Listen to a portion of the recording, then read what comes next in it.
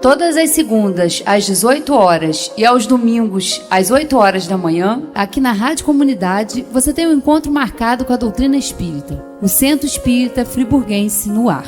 O ensinamento dos espíritos superiores através das palestras realizadas no Centro Espírita Friburguense, trazendo até você a codificação de Allan Kardec. Todas as segundas, às 18 horas e aos domingos, às 8 horas da manhã, o Centro Espírita Friburguense no ar.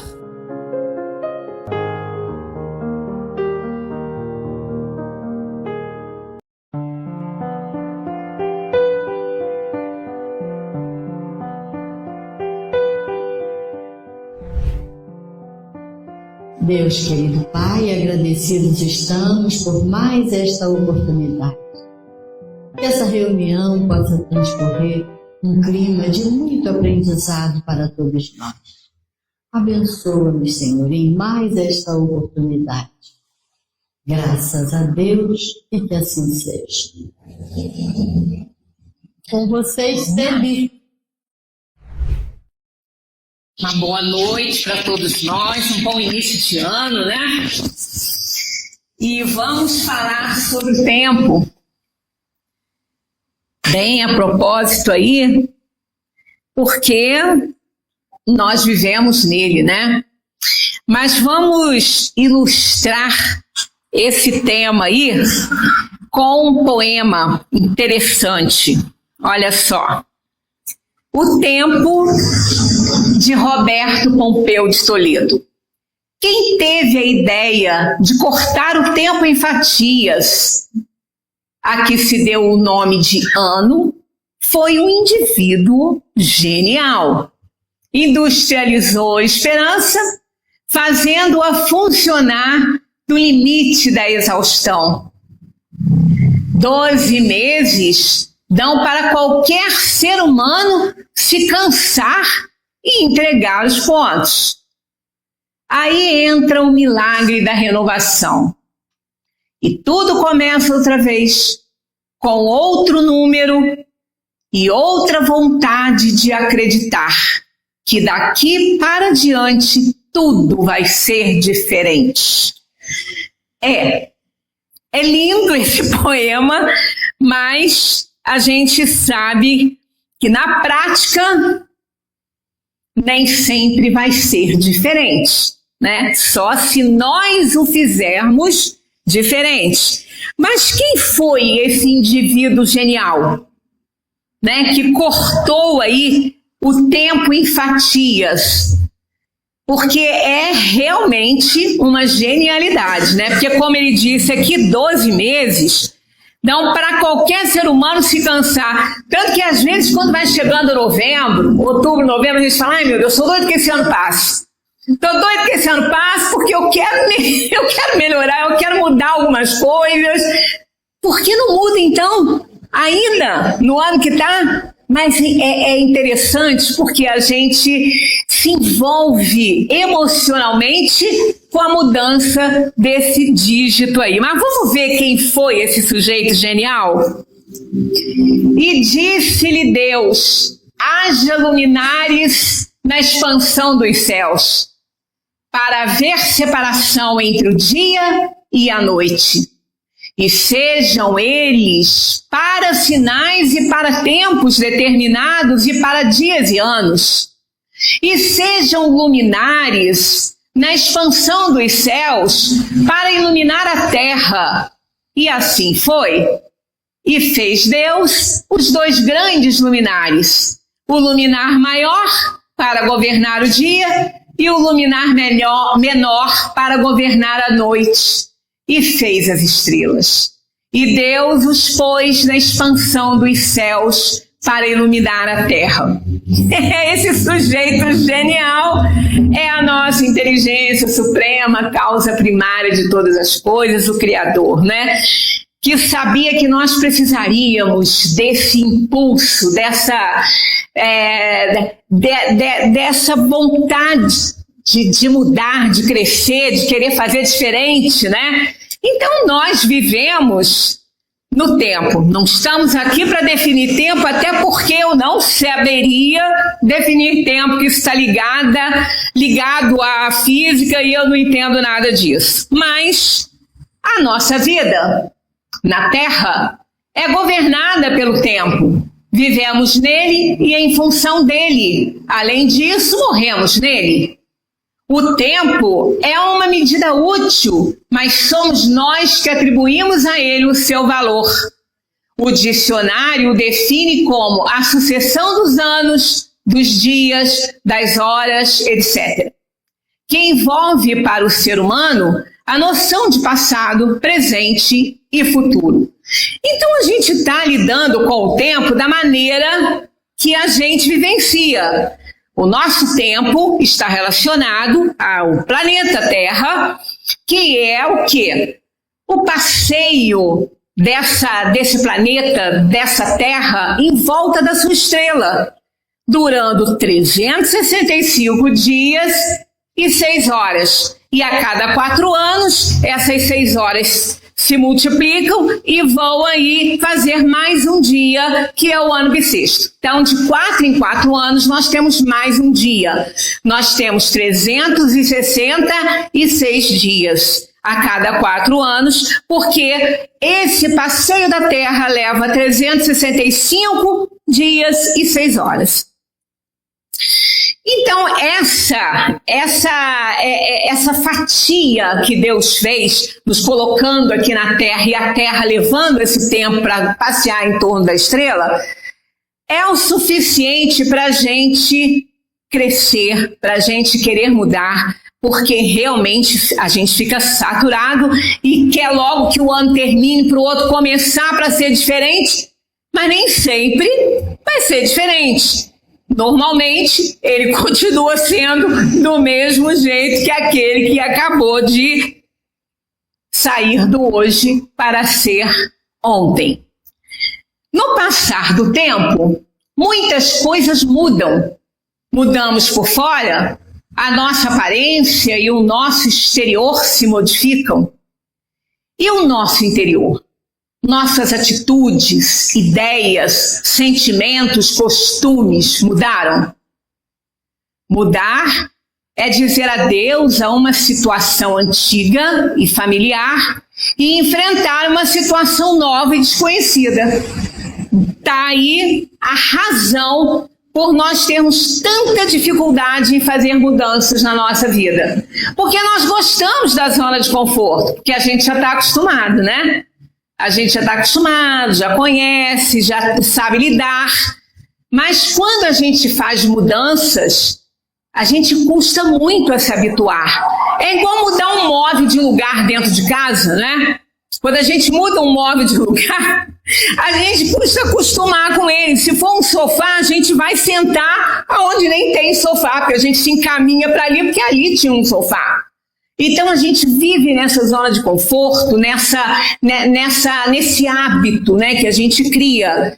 E é por isso que aquelas mudanças tão esperadas, que o ano vai ser diferente, nem sempre ele é, porque a gente não quer sair dessa zona de conforto, porque tá bom assim. Eu já conheço os problemas, tá bom assim. Aí o ano vai se passando, vai chegar lá em outubro, novembro novamente, aí vem aquela insatisfação, e aí a gente vê, o ano que vem vai ser diferente. Mas se a gente pensar que no ano anterior também a gente pensou assim, não foi diferente, não foi porque a gente não mudou. Então, no lugar de desejar feliz ano novo, a gente deveria desejar feliz você novo, para poder haver mudanças, para não ser tudo igual, principalmente naquilo que a gente não gostou, né? Ano novo, então, é apenas uma mudança de número no calendário? Não é bem assim, né? Porque a mudança desse dígito, ela é muito simbólica, é muito significativa. Quando Deus colocou aí os luminares no céu, não foi à toa. Foi para que eles nos mostrassem a renovação, o recomeço diário e anual. Então, a cada fim do dia, nós vemos o nosso momento, o nosso hoje, acabar. A gente se entrega à emancipação pelo sono do corpo, porque nós não dormimos, só o corpo dorme, e então a gente vai esperar que a gente amanheça, mas ninguém pode garantir. Então, de certa forma, a gente morre toda noite. Toda noite a gente morre. Ah, mas como assim? É um ensaio para a morte o sono, porque nós nos emancipamos, adentramos a dimensão espiritual, porque estamos com o perispírito, porque o corpo está dormindo entre aspas, porque ele também não dorme, o nosso cérebro fica ativo, ele também não descansa. Mas o corpo, nesse momento, trabalha produzindo enzimas, hormônios, uma série de coisas que sustentam a nossa vida física. Nós não morremos, portanto, estamos ligados ao corpo. Mas por conta de quê? Por conta daquele fio magnético, digamos assim, para a gente exteriorizar. Né? Nós estamos ligados ao corpo, molécula por molécula, até que esse corpo pare de funcionar e a gente, então, somos espíritos, nós vamos deixá-lo aqui na Terra e vamos adentrar a erraticidade à espera de uma nova encarnação. Então, de certa forma, a gente vive um dia, né? E esse que importa, porque é o hoje. Aí a gente diz assim, mas amanhã é outro dia. Nada como um dia após o outro. Isso é verdade. É verdade. Por quê? Nessa emancipação pelo sono do corpo físico, adentramos a dimensão espiritual e temos conhecimentos que a gente não tem quando nós estamos em vigília. Quer dizer, tem, mas a gente não lembra.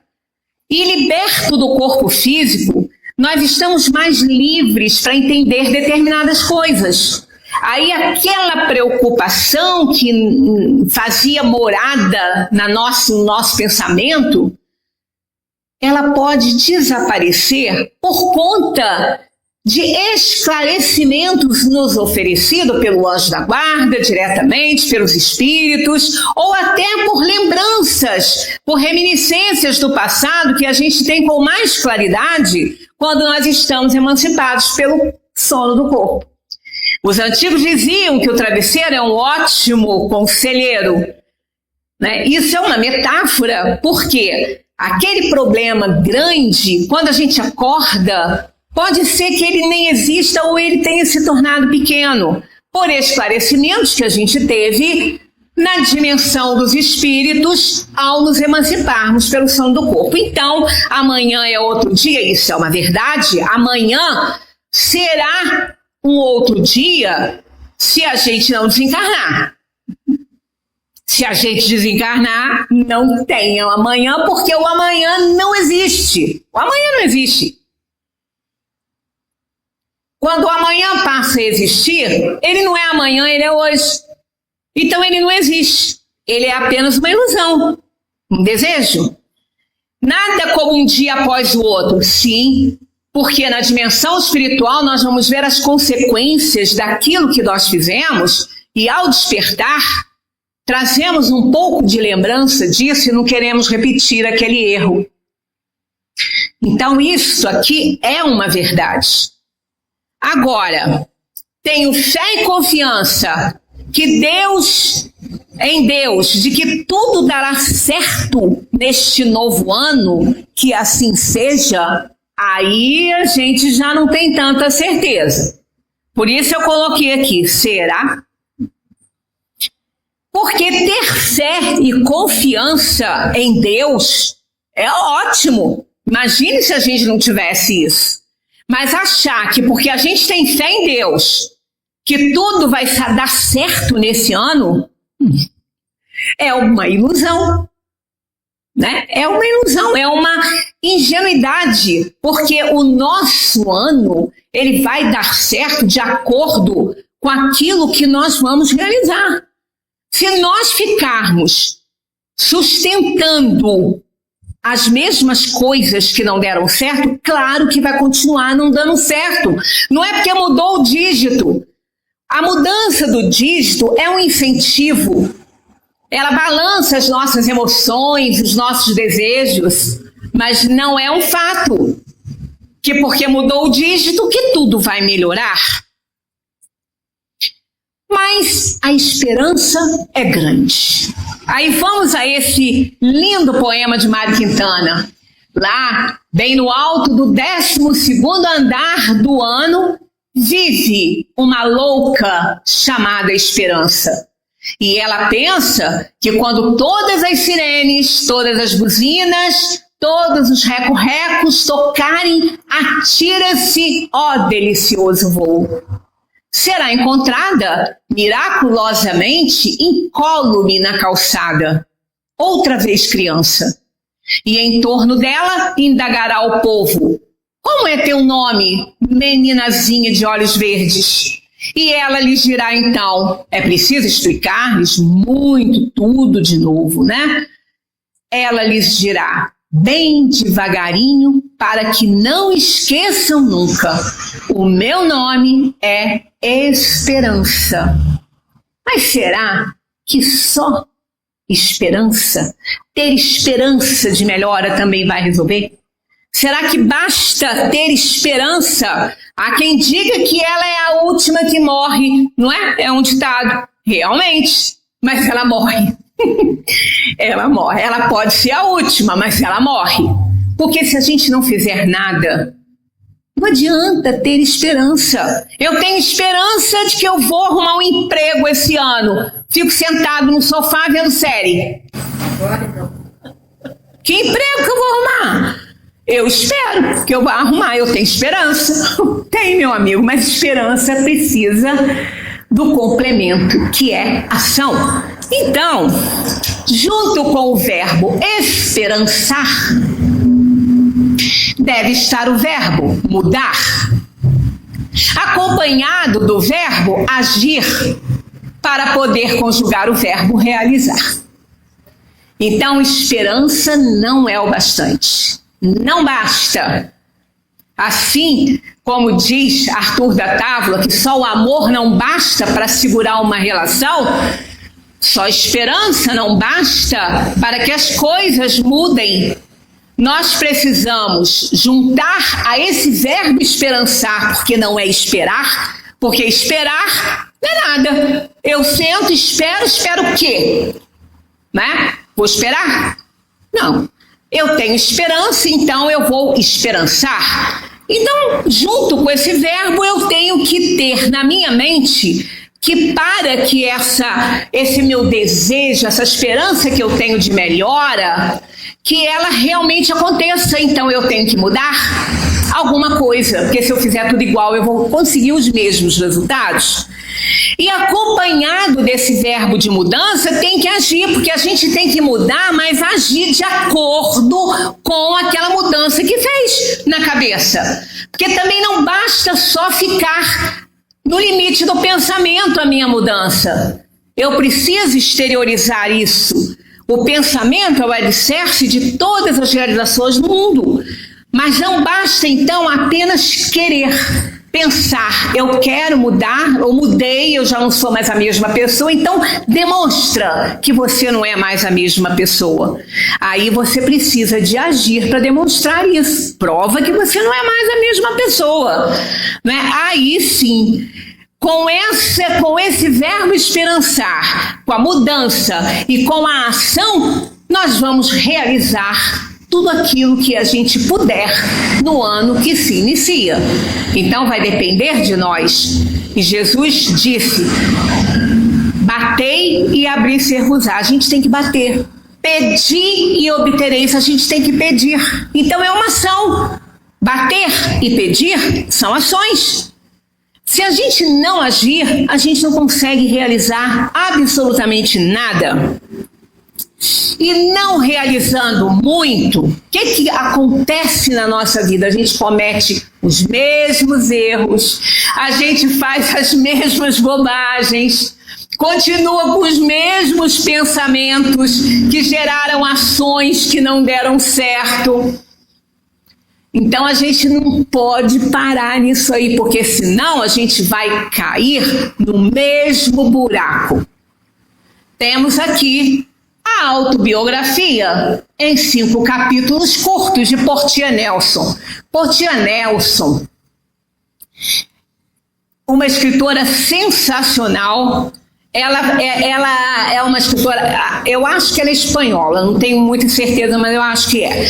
Mas ela escreve muito bem, tudo que ela escreve é ótimo. Ela é também compositora, ela tem um leque aí de talentos, né? E ela escreveu essa autobiografia em capítulos curtos, são 5.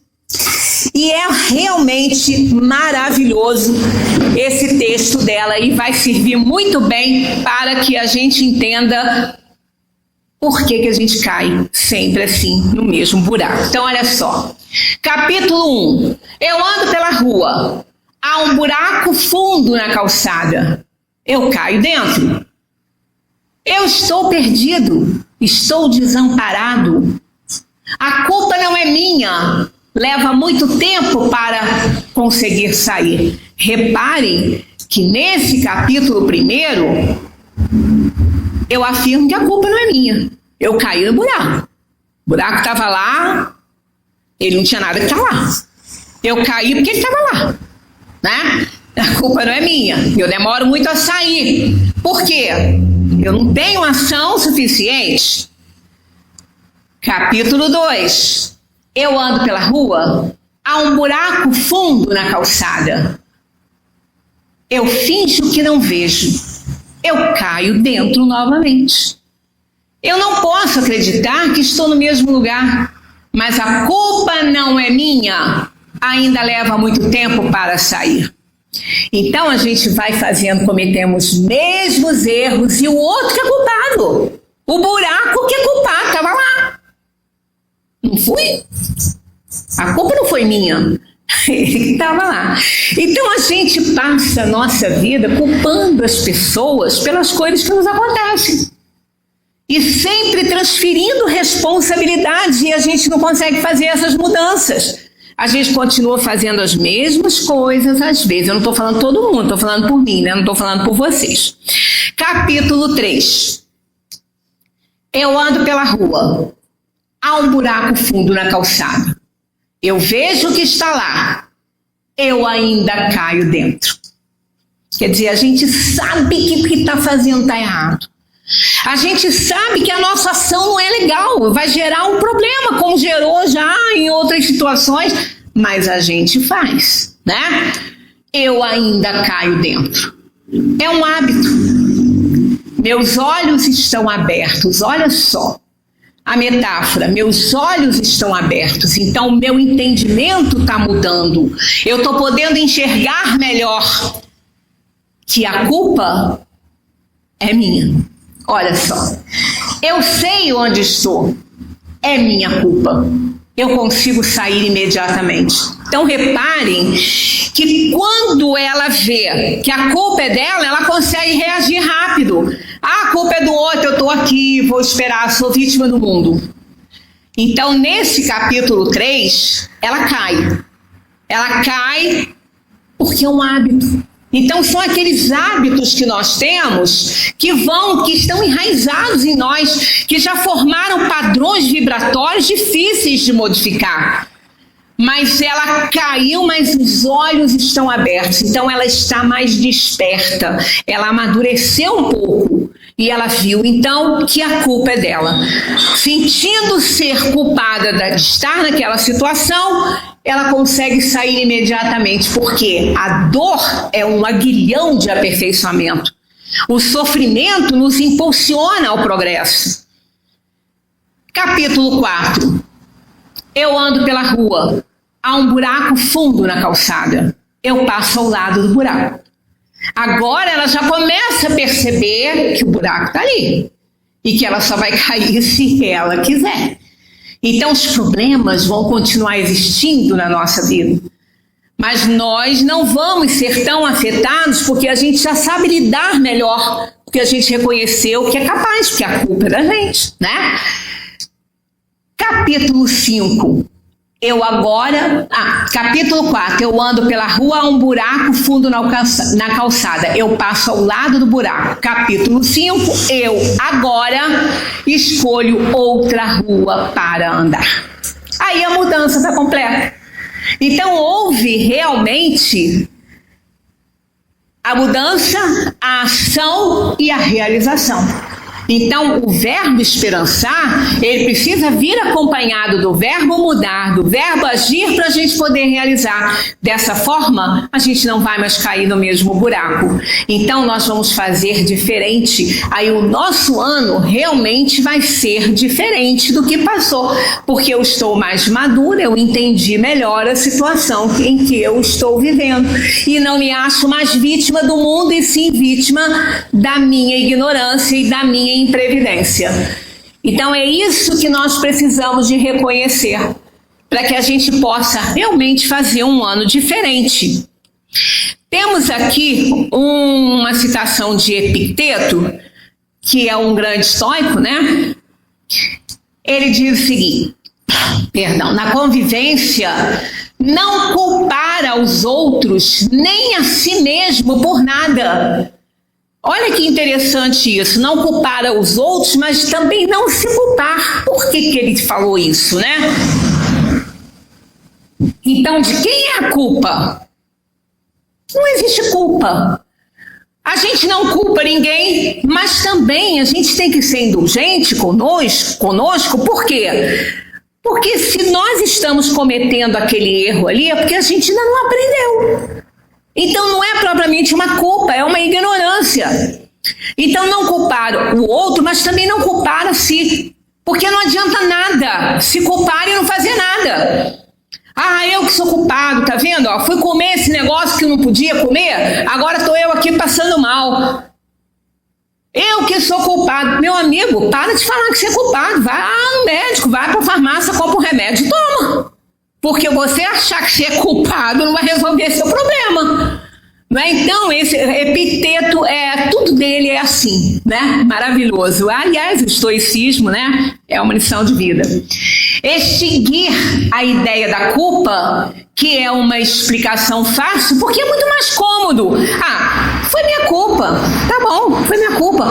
Não, foi a culpa do outro. Pronto, acabou. Mas ninguém agiu, ninguém fez nada. Aí continuou um culpando a si, culpando o outro, e o problema continua lá. Porque a pessoa culpar o outro ou a si mesmo sem ação não vai resolver nada.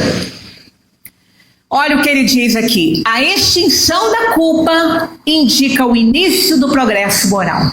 Por que isso? Porque quando você extingue a culpa do outro e a de si mesmo, você aprende, você reconhece que você tem que mudar para você não cair no mesmo buraco, para você não cometer o mesmo erro. Então você amadurece. Você amadurece quando você extingue a culpa e age. Age para poder realizar melhor. Aqui é um ponto para a gente refletir. Nesses acontecimentos todos que a gente vive, né? Eu aceito bem quando alguém me mostra que agi mal, ou fui injusto, ou eu fico ofendido. Né? Quando alguém, até um amigo chega e fala alguma coisa, eu aceito aquilo, ou eu vou ficar ofendido, ou eu reconheço que eu realmente não agi certo. Porque se eu não reconheço que eu não agi certo, eu estou egoísta, orgulhoso, e eu não vou conseguir nenhum mérito nisso aí, né? Tenho coragem de me desculpar e refazer o caminho? Porque isso é importante para não cair no mesmo buraco, né? Porque se eu não refizer o caminho, vou cair no mesmo buraco. Lá no quinto, ela passa por outra rua, né? Então ela já não vai cair no mesmo buraco. Quando me perco numa estrada, continuo na direção errada só para eu não admitir que cometi um erro?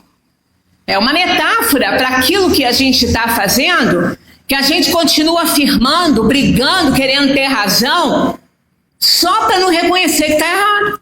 E qual é o problema de reconhecer que está errado?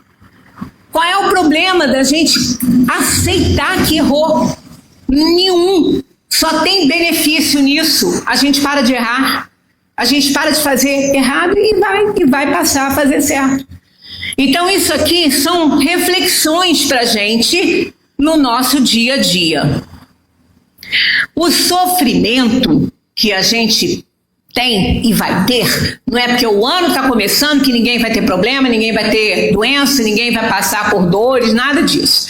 O sofrimento diz respeito a situações educativas que, mesmo quando efetivos, que sofrimento efetivo é esse? É aquele que não vai curar. É aquele com o qual nós vamos ter que conviver. Este ano, o ano que vem, os outros, enquanto a gente estiver encarnado, a gente vai conviver. Então são problemas que vão durar a nossa vida toda. Então esses, mesmo quando efetivo, o sofrimento, não tem que necessariamente afetar nosso estado de ânimo, enterrando-nos nas profundezas da depressão e do desânimo. As nossas expiações e provas, quando bem vivenciadas, são como pontes que nos levarão a um mundo mais feliz. Então, quando a gente reconhece que a dor é um aguilhão de aperfeiçoamento, que mesmo aquele sofrimento que é efetivo na nossa encarnação, ele é uma ponte que vai nos levar a um mundo melhor, a um aprendizado que eu tenho que ter para poder ser melhor, para poder resgatar um passado de delito. Então o ano está aí, mesmo que eu haja muito bem, que eu realize coisas boas, eu vou ter problemas, porque eu tenho problemas a resgatar. A gente não está nesse mundo para passear e fazer turismo. Nós estamos aqui para resgatar erros que nós cometemos em outras vidas. E aí Deus nos dá essa bênção da encarnação, da reencarnação, para a gente poder fazer o nosso resgate. Então os problemas vão surgir, mas se a gente entende que isso é para que as coisas melhorem para nós, tudo vai ficar mais leve. A palavra felicidade é o que mais a gente ouve nessa época, desejando felicidade. E a gente quer felicidade. Só que nós perdemos o contato com o significado dessa palavra. A gente acha que felicidade é receber coisa boa, que tudo de bom vai acontecer comigo, vou ser feliz. Só que felicidade não é isso. Felicidade, no sentido verdadeiro dela, na etimologia da palavra, todos nós podemos ter todos os dias, independentemente de qualquer coisa, de qualquer pessoa. Porque olha o que significa felicidade. A palavra felicidade, ela vem do latim felicitas, que deriva de felix, significado fértil e frutífero. Aqui já começou a gente ver que não é receber, é doar, né? Porque a planta, ela dá frutos para ela consumir? Não, para o outro. Não é? Então, um solo fértil, ele é fértil para que a planta nasça para ele se beneficiar? Não, para os outros. Então, essa palavra, no seu sentido verdadeiro, ela significa doar, ofertar, oferecer, ser pródigo, ser fértil. Aí continua, ó. Significando fértil, frutífero ou produtivo, olha. Vindo de uma raiz indo-europeia ligada a produzir ou gerar. Originalmente, associava-se à ideia de boa sorte, fertilidade da terra e prosperidade, mas evoluiu para um conceito mais amplo de contentamento, bem-estar e plenitude, ligado à capacidade de gerar sentido e vida. Então veja bem, todos nós podemos ser felizes todos os dias da nossa vida, porque isso não depende de ninguém, isso depende de mim, de eu ser fértil, produtivo e doar. Aí sim. Então olha que o conceito de felicidade que a gente tem é completamente diferente desse. Né? A gente acha que felicidade é receber, e não é, é doar. Precisamos nos iludir menos e viver mais, pois o desperdício da vida está no amor que não damos, nas forças que não usamos, na prudência egoísta que não arrisca. Esquivando-se do sofrimento, perdemos também a felicidade. Que a gente acha que a gente se isentando do sofrimento, fazendo tudo para evitar o sofrimento, a gente vai ser feliz. Mas pelo conceito de felicidade, no seu início, na sua etimologia, é o contrário. É justamente o contrário. A felicidade não está atrelada ao bem-estar, à saúde, à doença, e sim à ação de doar, de aceitar as coisas que acontecem conosco. O nosso grande e difícil desafio é viver plenamente o momento presente. A gente não sabe viver o momento presente. A gente está sempre preocupado com algo que fez que não devia ter feito, ou algo que não fez que devia ter feito, ou então com as coisas que eu quero que aconteça comigo amanhã, que amanhã, o amanhã não existe, é uma ilusão. Então a gente tem dificuldade. Se nós tivermos um problema, a gente não consegue viver plenamente o hoje. É igual aquele texto Coma Morangos, né? O sujeito estava andando numa trilhazinha, escorregou e se pendurou numa árvore. Quando ele se pendurou na árvore, ele viu que era uma árvore que produzia morangos. Nada a ver, né? Porque morango não se produz assim, mas a história é assim. Era uma árvore que tinha morangos. Então ele ficou ali preocupado, porque se ele pulasse, tinha um tigre embaixo. Se ele subisse, tinha um leão em cima. E ele ficou ali pendurado. Ele falou: o que eu faço? Aí ele olhou para o lado, aqueles morangos belíssimos. Ele falou: vou comer morangos. Vou aproveitar esse momento, porque eu não posso nem descer nem subir. Então eu vou comer morangos. Então a gente tem que comer morangos no nosso dia. Porque os problemas que a gente tem, eles vão continuar existindo. Então, se esse problema me impedir de viver hoje, talvez também eu esteja impedindo de receber uma solução para esse problema. Conversando com alguém, passando por um cenário que me ajude a pensar melhor. Então, hoje, ele reúne tudo que eu preciso para resolver os meus problemas. É hoje. Saber que este exato momento contém todas as possibilidades de felicidade e amor. E não perdê-lo por estarmos presos ao passado ou antevendo o que o futuro nos reserva. Ficar preocupado com o que o futuro nos reserva é uma estultice. Porque que futuro? Você sabe se você vai ter futuro? Você tem que estar preocupado com o agora, com o hoje, que esse está acontecendo para você. E preocupado com o passado, esse já foi. Esse já passou, não adianta mais, você não pode mais fazer nada com aquilo ali. O leite está derramado, só resta você limpar o fogão. Inês é morta? Enterra. Essa história da Inês é interessante, porque ela é real, a mulher do rei, né? A amante do rei. Então, em outra oportunidade eu conto. Mas se ela está morta, enterra. Não bota lá na mesa ela morta, não. Então é isso que acontece. As coisas precisam ser resolvidas por nós agora, no hoje, porque esse é o momento. Não adianta deixar para amanhã, que eu não sei se eu vou ter amanhã. O passado é apenas a lembrança de condições inferiores por onde já transitamos. O futuro não é mais que a esperança que nutrimos de alcançar um estado melhor. O presente, este é a nossa realidade. O único capaz de reparar o passado e construir um futuro melhor. Então é com esse momento que eu tenho que me preocupar, é o agora, é o hoje, porque esse é que é real. O outro já passou e o futuro é uma ilusão. Agora a realidade, o que é real, é esse que eu estou vivendo.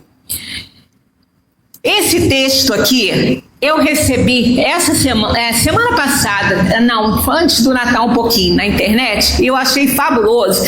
E ele é lindo, que ele vem num videozinho, que é uma animação, e é lindo. Eu não coloquei aqui, até por conta também de direitos autorais, a gente não consegue ver, mas eu copiei o texto.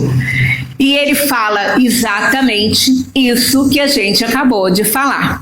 E quem narra esse texto é até uma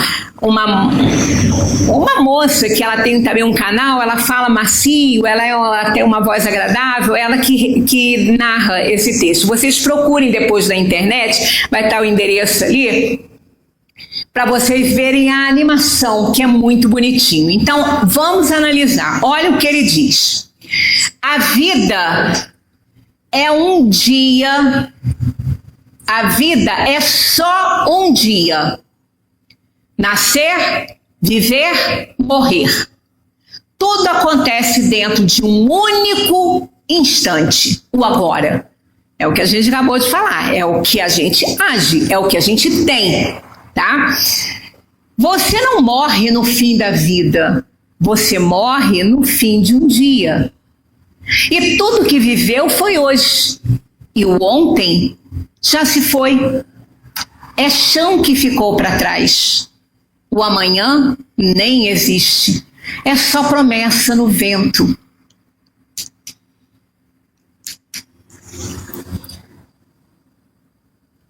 Tudo que você realmente tem é o hoje. Por isso, não diga que vai ser feliz no ano que vem. Não diga que está esperando as férias, o amor da sua vida, a aposentadoria.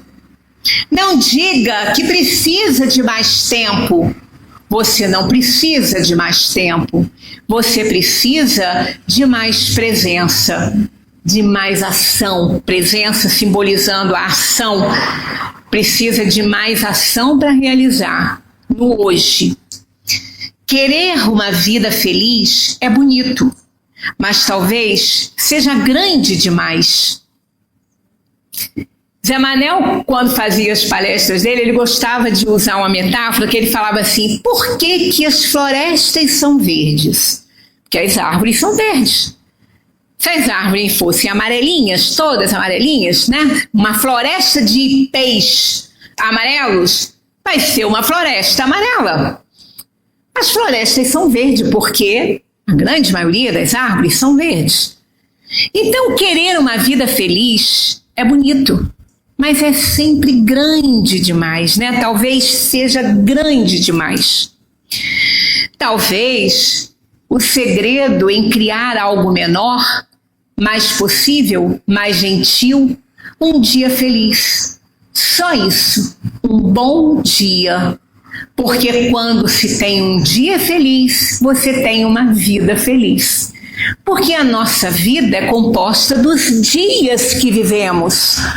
Então, se nós fazemos um dia feliz, amanhã, se eu chegar a ele se tornar hoje, eu vou fazer um dia feliz, então a minha vida vai ser feliz. Então, um dia feliz é tudo que eu preciso, é um dia feliz, porque é o que eu tenho para realizar. Então, que hoje seja esse dia, um dia leve, risonho, sincero, um dia onde você se lembre de estar vivo e, ao final, possa dizer em silêncio: hoje eu vivi. Então, se você usou o seu dia para realizar, para fazer pequenas mudanças, se necessário, e realizar seus desejos, se você puder, através das mudanças que você faz, você terá um dia feliz. Aí você dirá: eu vivi, hoje eu vivi.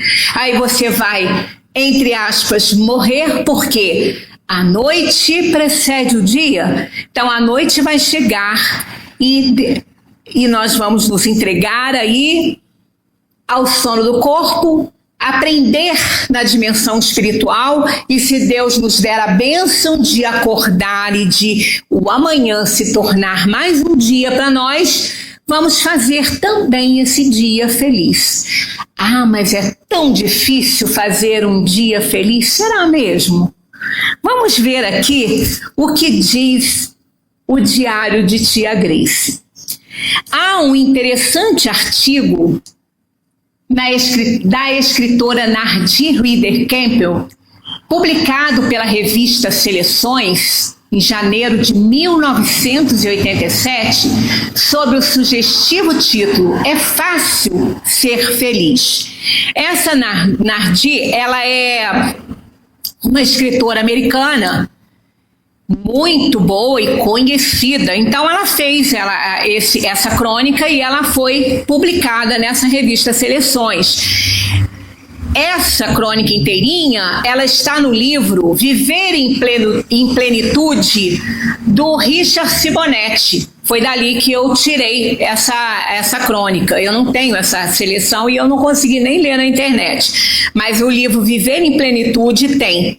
Essa Nardi, ela era casada com o seu marido, ele precisou de mudar de cidade, foi transferido, ela teve que ser transferida, se afastou dos amigos, da família, começou a entrar em depressão, fica muito triste porque ela ficou muito sem amigos, sem ninguém, e ela não tinha vontade de fazer nada, nem mesmo de tirar as coisas que estavam ali dentro das caixas e tudo.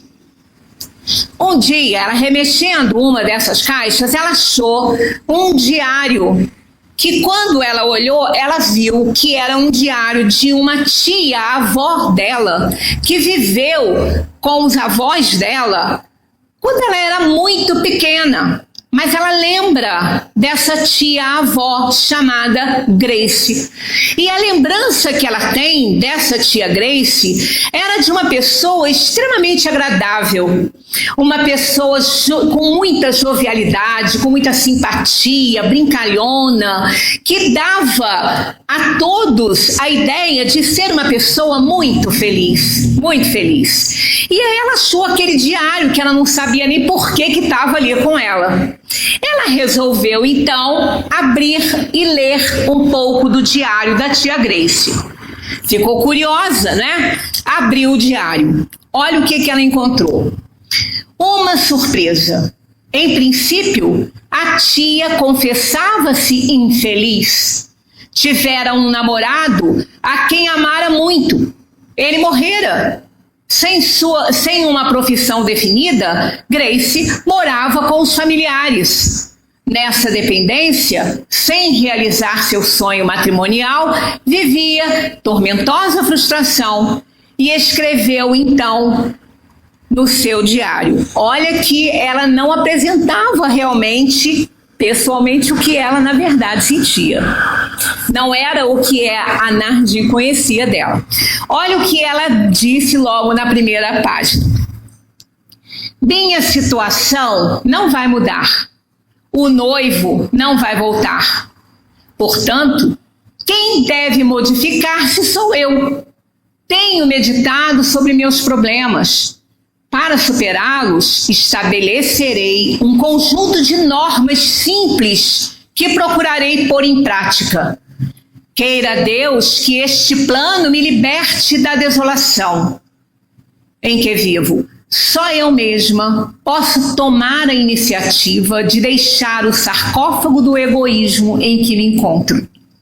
Foi a página que ela leu, a Nardi, a sobrinha neta. Ela estabeleceu 6 normas para ela fazer diariamente. Um dia, todos os dias, ela faria cumprir essas 6 normas. E ela achou que isso era viável, porque eram 6 normas que podiam ser praticadas. Não era nada difícil, nada que ela não pudesse fazer. Por isso ela acreditou naquilo ali. Então vamos ver quais são as normas, o plano diário de tia Grace. Fazer algo por outra pessoa. Fazer algo por mim mesma. Fazer algo que não tenha vontade, mas que precisa ser feito. Fazer um exercício físico. Fazer um exercício mental.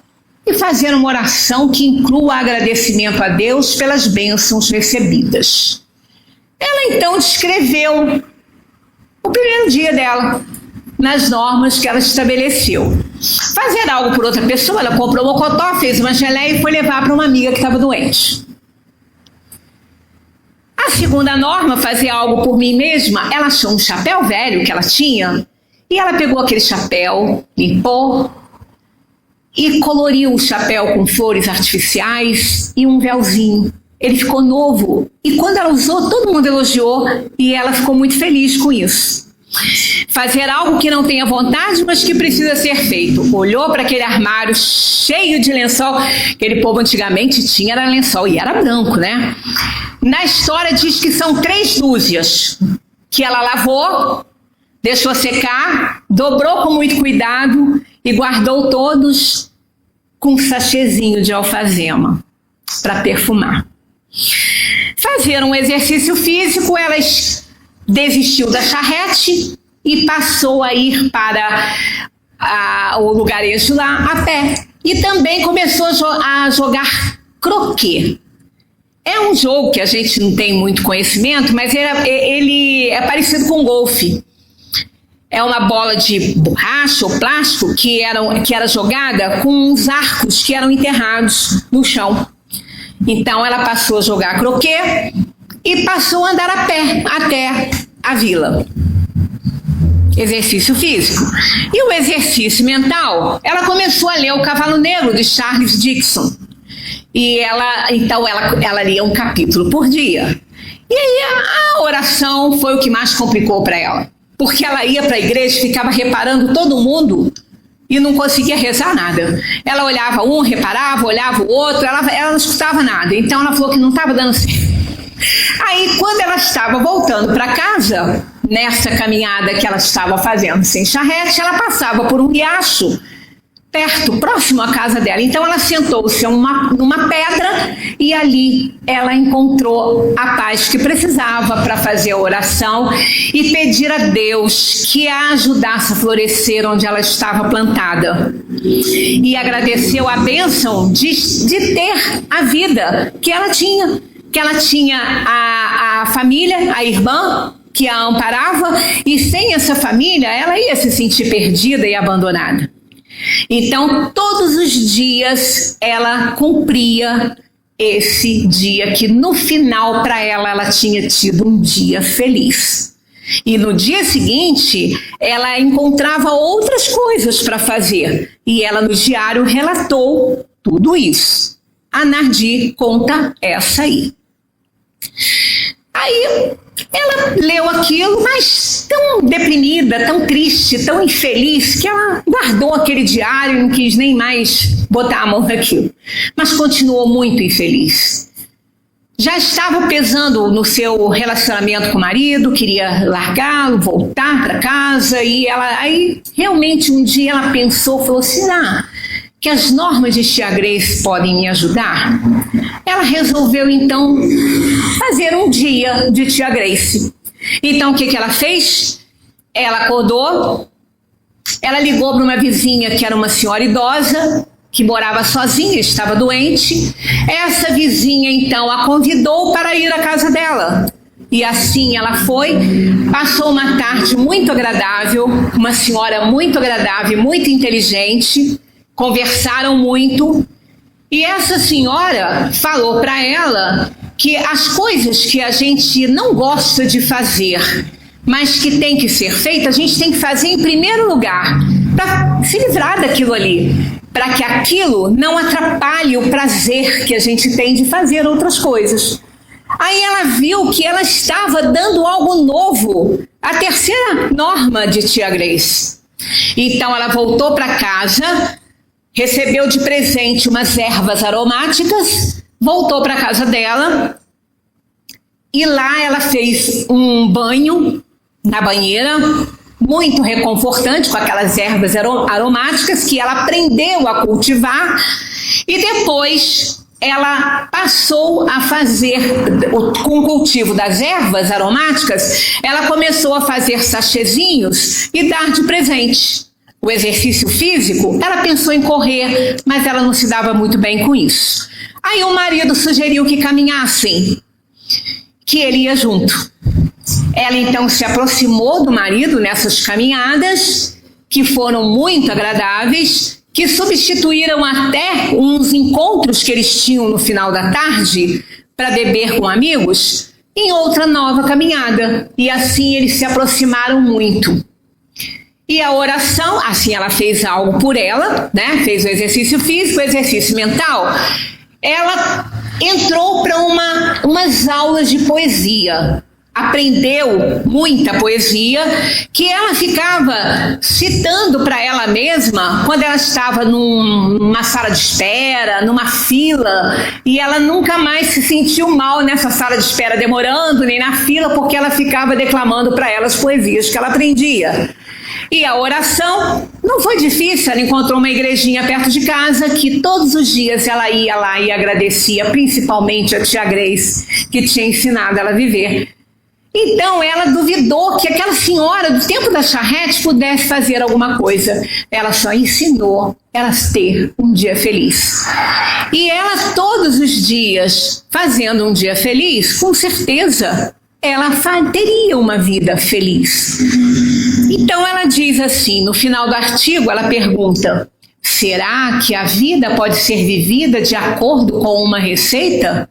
E ela responde: só sei que desde que comecei a seguir esses preciosos preceitos, tornei-me mais dedicada aos outros e, consequentemente, menos preocupada comigo. Em vez de me lamentar, adotei o lema de tia Grace: florescer onde estou plantada. Deus nos planta nesse belo jardim que é a terra, e a gente só reclama que a terra é isso, que a terra é ruim, que eu quero um plano melhor. Você quer um plano melhor, você está destruindo esse, vai destruir o outro também? Né? Então a gente tem que aprender a florescer onde a gente foi plantada. Deus nos deu a bênção de nos plantar temporariamente nessa terra, para que a gente pudesse crescer, evoluir, porque o objetivo das reencarnações é a evolução, é a gente melhorar. A gente passar a ser mais digno de ser chamado filho de Deus, irmãos de Jesus. Então, se nós seguirmos normas que vão atender outras pessoas, nós estamos fazendo o que Jesus ensinou. Porque se nós formos olhar essas normas da tia Grace, esse plano diário, nós estamos fazendo o que aí? Amando a Deus sobre todas as coisas e ao próximo como a si mesmo. Ao próximo como a si mesmo. Olha aí, fazer algo por mim mesma, eu preciso me amar. Eu preciso me aceitar, me perdoar, fazer algo de bom para mim e para os outros. Então nós estamos, essas normas da tia Grace nada mais são do que um resumo dos 10 mandamentos. E é o que Jesus fez, resumindo em 2. Amar a Deus sobre todas as coisas e ao próximo como a si mesmo. Aí, seguindo essas normas, é fácil fazer um dia feliz. Porque eu vou agradar a mim, eu vou agradar alguém, eu vou ser grata a Deus, eu vou fazer um exercício físico que vai beneficiar o meu corpo, eu vou fazer um exercício mental que vai me ativar os neurônios, quem sabe viver aí sem demência e sem nada, e vou ser grata a Deus por todas as bênçãos que nós recebemos a cada dia, porque esse dia que nós estamos tendo e que nós estamos podendo realizar é a grande bênção de Deus para nós, porque o ontem é passado, não volta, não adianta ficar preso ali. O futuro é uma ilusão, ainda não existe, o amanhã não existe, então é o agora, é o hoje que eu tenho que realizar. Assim, eu acredito que esse plano da tia Grace é um bom começo para esse ano que se inicia. Eu desejo que vocês tornem todos os seus dias felizes, que eu também vou fazer o esforço para seguir aí o plano de Tia Grace. Muita paz para todos e um excelente ano novo, cheio de mudanças, então um excelente você novo. Muita paz.